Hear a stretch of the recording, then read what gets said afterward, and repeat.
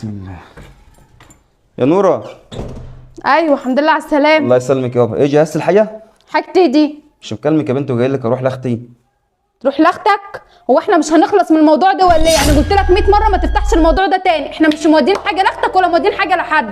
يوه انا زهقت والله، زهقت منك. كمان مش عاجبك الكلام؟ خد هنا انا بكلمك. روحي يا شيخ.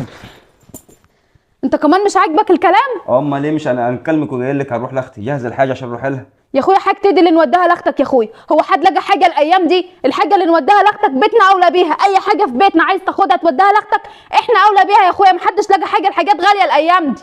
لا اله الا الله. هقول لك على حاجه، انا زهقت مش رايح. شوفي مين. ماشي.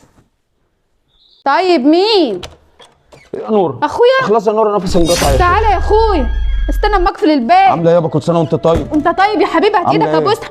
الهي يا اخويا يرزقك ويكبر بخاطرك، يبارك لي فيك يا رب. الله يخليك، امك على طول تدعي لك والله، امك بتسلم عليكي. ده انت حبيبي يا حماد، ربنا يرزقك يا رب يا اخويا. طيب. هات بقى ماشي. لا ده مش هنزله عظمه، انا اتغدى الاول بعد كده خد السبت. طب ماشي يا ماشي يا حبيبي. بارك لك يا رب.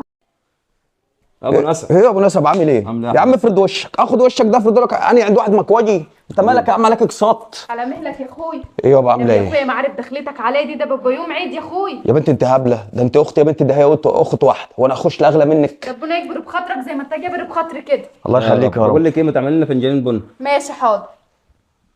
فنجانين بن يا اسطى؟ انت بتكتم على الغدا؟ عادي هشرب بن واتغدى عادي، انا كده كده مطول. هنتغدى يا عم احنا بس انا عرفت ايه اللي منكد عليك يا معلم.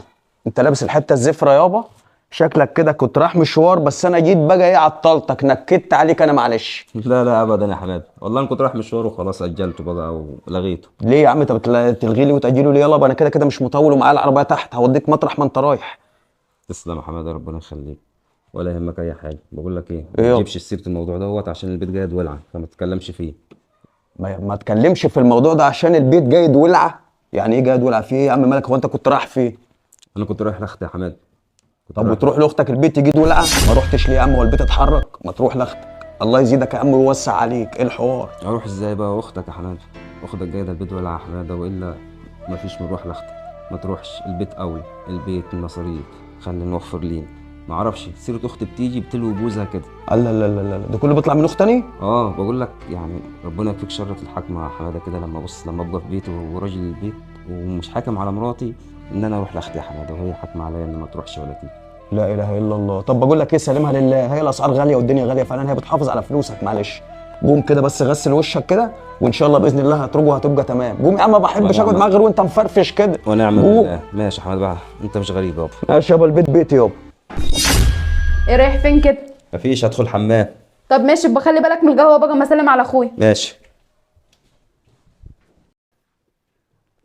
ايه يا اخويا؟ تعالى يا نور، عامله ايه؟ النبي منورني. الله يخليك. كل سنه وانت طيب يا اخويا. كل سنه وانت يا طيب يابا. ما يحرمني من دخلتك عليا ابدا يا رب. الله يكرمك يا رب. بقول لك يا نور، ايه يابا؟ دخلتي عليكي وانا جاي كده عليكي قدام الناس كده بتفرحك؟ الله وكيل بتخليكي فرحانه. فرحني، ده بابا يوم عيد يا حبيبي. يعني وانا جاي لك كده وبلاقيكي ساعات تبقي مع الستات في تحت في الشارع وتشوت مش بتشاور عليها من بعيد وتقول اخويا جالي، هو راسك بتبقى مرفوعه قدام الناس، بتحس ان انت لك عزوه واهل وسند. النبي يا اخويا راسي بتبقى مرفوعه في السما، اخويا جايلي. حاسس بيك، راسك اكيد بتبقى مرفوعه. لو في يوم من الايام عرفت ان مراتي بتقول لي ما تروحش لاختك عشان الدنيا غاليه، بيتنا اولى، احنا اولى بيه، تاخدي منها موقف ولا عادي ده حقها؟ الدنيا غاليه؟ يا اخويا ده منها لله اللي تحوشك عني دي، حسب الله ونعم الوكيل فيها. بتجيب حاجه من بيت اهلها، ده كله من خير اخويا. صح انت صح، الله ينور عليك. لما جوزك يطلع من الحمام سلمي لي عليه وانا هتكل على الله.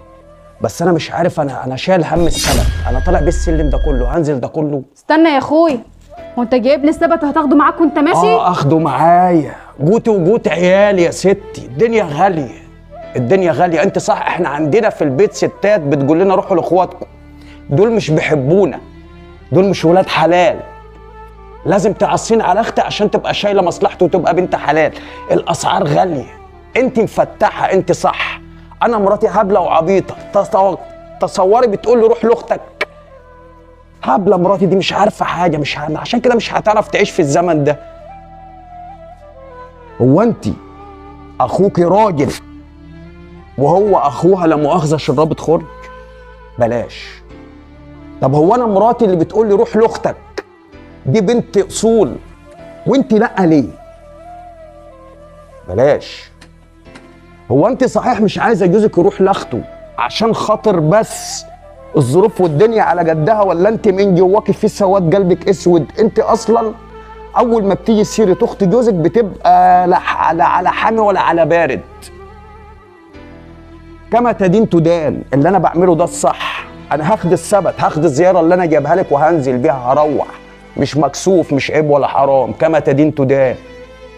اللي انت بتعمليه لازم تلجيه، وان شاء الله باذن الله على يد هتلجيه قسما بالله. ما ادخل لك بيت تاني ولا اضرب لك جرس غير لما جوزك يرن عليا يقول لي انا رحت لاختي. في كل مناسبه وفي كل عيد هخلي جوزك يكلمني. لو عايزاني اخش عليكي خلي جوزك يكلمني يقول لي تعالى انا رحت لاختي. مش ده شرع الله يا اسطى، مش ده العدل، مش ده المظبوط. مش هطول عليكم. روح الله يفرحك بعيالك يا اللي بتجبري خاطر الاخت في اخوها. روحي الهي ربنا يكرمك يا شيخه ويردهولك في صحتك وعافيتك. يا اللي بتزوجوا جوزك خد يا عم، شيل يابا، شيل. لو جاي من عند بيت ابوكي شيل ودي لاختك عشان انت بنت ناس. ده انتوا المفروض انتوا بنات ستات، المفروض انتوا تحسوا ببعض. هو انت لازم اخوك في وسط الناس يطلع راجل واختي جوزي شرابة خرج؟ هو انت اخوك طالما جالك يبقى ده اهبل وبرياله عشان ده داخل عليكي، انما جوزك انت ما يخشش على اخته عشان يبقى سبع الرجال والدنيا غاليه ومفيش. ده انت لو حسبت اللي انت بتصرفيه على شعرك وعلى ضوافرك هيجيب مليون زياره هيخش على اخته كل شهر، ولا هي بتيجي عند اخته وبقت كخه. روحي الهي يشلك يا اللي بتكسري خاطر الاخت في اخوها. روحي يا شيخه يا الهي ربنا يردهولك في عيالك يا اللي بتعصي الاخت على اخوها. اسمع يا اخويا، اسمعني معلش، تعالى نعمل حمله، نعمل مقاطعه. بالله عليك اقف في ظهر اخوك. لو في يوم من الايام حسيت ان اختك بتحرض جوزها ما يروحش لاخته، بالله عليك يا اخي، بالله عليك اوعى تخش عليها بالزياره، عشان المساواه في الظلم عدل. السلام عليكم ورحمه الله وبركاته.